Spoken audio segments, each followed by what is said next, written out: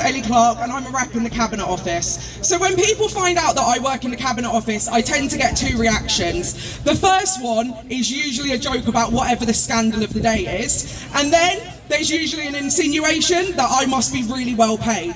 And to be honest, that assumption is much funnier than any of the Partygate jokes you could possibly come up with. Because in truth, the Cabinet Office is the worst paying department in the entire civil service.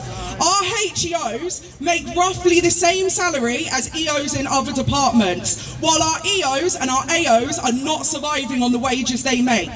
The bosses get away with this by telling people that it's a privilege to work for the Cabinet Office. Those earning upwards of 150k a year, people with the luxury of secure housing and savings, have the audacity to stand in front of young members earning as little as 21k a year and tell them, you don't come to work for the money, you come to work for the passion.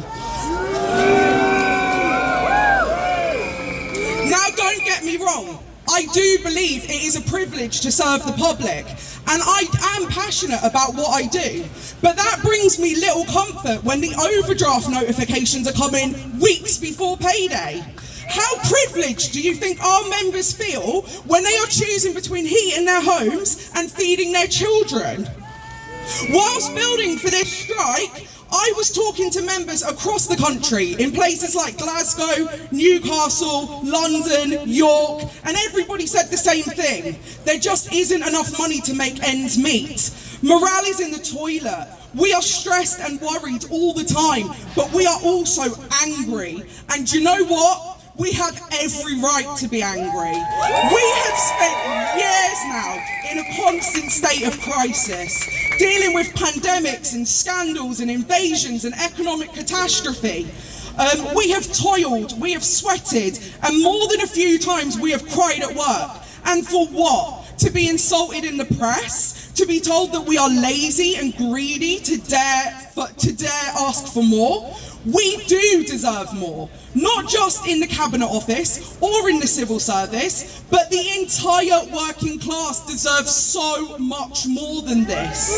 Teachers, nurses, firefighters, railway workers, doctors, cleaners, and yes, civil servants.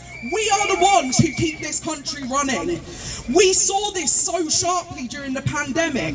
Nothing works without the working class. So why are we always expected to suffer? Why do our shoulders have to bear the biggest burden? And why are we expected to happily accept whatever scraps we are given? No more. We won't take this lying down anymore because we cannot afford to. We're fighting back in the only way that the working class can, and that's through the organised labour movement. Looking out at you lot today, my rage is dissipating slightly, only slightly, and that's because I'm also being filled with hope. Every picket line, every rally and every demo that I attend makes me feel strong in a way that I never have before. And I think this is what they mean by solidarity. Knowing that you belong to a wider collective, standing shoulder to shoulder with comrades and fighting for a better future. It feels bloody brilliant. So let them attack us in the media and let them threaten us with courts, because I am not afraid to be a trade unionist, I'm not ashamed to be a socialist, and I will never apologise for fighting for workers.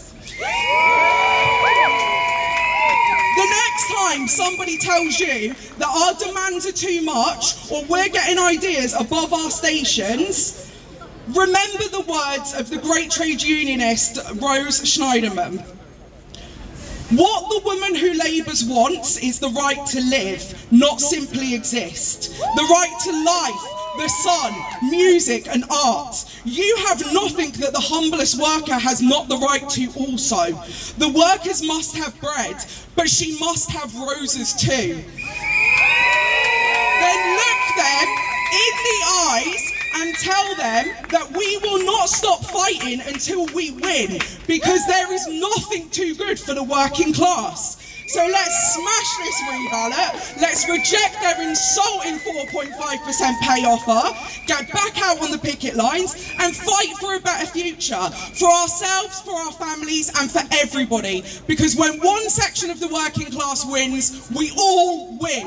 Solidarity.